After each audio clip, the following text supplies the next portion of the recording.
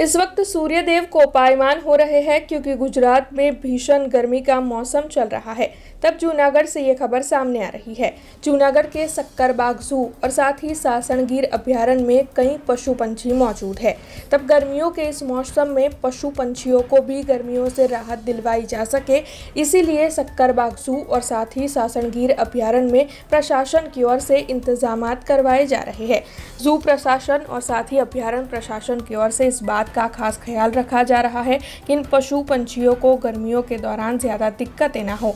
उनके लिए पीने के पानी की सुविधा समेत उन्हें ठंडक मिले, ऐसी कई सुविधाएं खड़ी करवाई जा रही है। तब इस बारे में जूनागढ़ के सक्करबाग जू के एक अधिकारी की ओर से ज़्यादा जानकारी दी गई है। एप्रिल मे અને જૂન મહિનામાં જે ગરમી પડતી હોય છે, હીટ વેવ આવતી હોય છે, તો એના માટે થઈને પ્રાણીઓ માટે વિશેષ સંભાળ લેવામાં આવતી હોય છે, જેમાં જે એમનું પીવાનું પાણી છે તેમાં ORS અલગ અલગ પ્રકારના બીજા ઇલેક્ટ્રોલાઇટ્સ આ ઉમેરવામાં આવે છે, ખાસ કરીને સસ્તનો અને પક્ષીઓ માટે।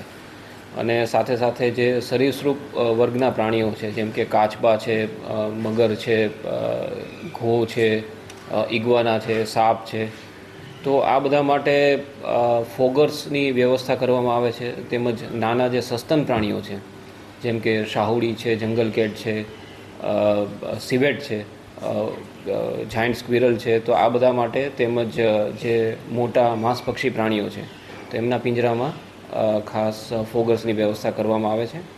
સાથે સાથે જે તૃણભક્ષી પ્રાણીઓ છે તો તેમાં પિંજરામાં સ્પ્રિંકલર્સ મૂકવામાં આવે છે, જેથી ઠંડક જળવાઈ રહે।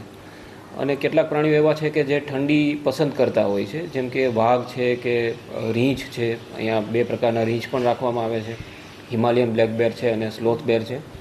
તો એમના માટે બરફની જે મોટી પાટ હોય છે તે તેમના જે પાણીની કુંડીઓ છે એમાં નાખવામાં આવે છે, જેથી તેઓ અંદર બેસી અને ઠંડક મેળવી શકે। કેટલાક જે ફ્રૂટને પસંદ કરતા પ્રાણીઓ છે, જેમ કે રીંછ છે અથવા વાંદરા છે, તો તેમના માટે આઈસ કેન્ડી બનાવવામાં આવતી હોય છે, જેમાં જે ફ્રોઝન ફ્રૂટ્સ છે, જેમ કે તરબૂચ છે, ટેટી છે, તો એવા બધાને ફ્રોઝન કરી અને એમને આપવામાં આવે છે। અને પ્રવાસીઓ માટે પણ અમુક જે વિસ્તારોમાં તડકો આવતો હોય તો ત્યાં ગ્રીન નેટના પેસેજ બનાવવામાં આવે છે, જેથી પ્રાણીઓને સીધો તડકો ના લાગે પિંજરામાં, અને સાથે સાથે પ્રવાસીઓને પણ છાંયો મળી રહે। અને પ્રવાસીઓ માટે પણ પીવાના પાણીની વ્યવસ્થા ઝૂમાં કરવામાં આવેલી છે। हमसे जुड़े रहने के लिए हमारे YouTube चैनल को सब्सक्राइब करें और नई वीडियो की नोटिफिकेशन के लिए बेल आइकॉन को दबाएं।